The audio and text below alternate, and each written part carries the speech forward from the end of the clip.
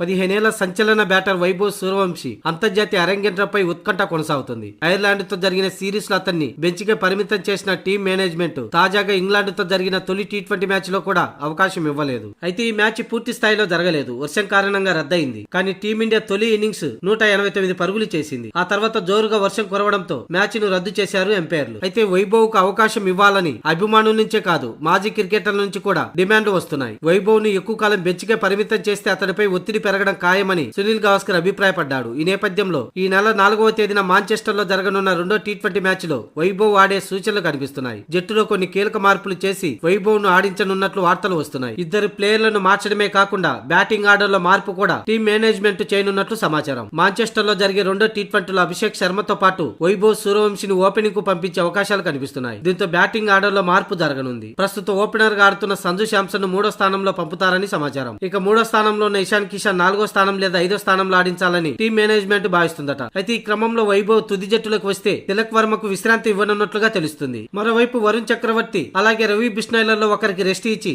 అతడి ప్లేస్ లో మరో స్పిన్ ఆల్రౌండర్ ని అంటే వాషింగ్టన్ సుందర్ని బరిలోకి దింపాలని టీం మేనేజ్మెంట్ భావిస్తుందట. ఇలా ఈ 3 మార్పులతో ఇంగ్లాండ్ తో రెండో టీ20లో టీమిండియా బరిలోకి దిగే అవకాశాలు కనిపిస్తున్నాయి.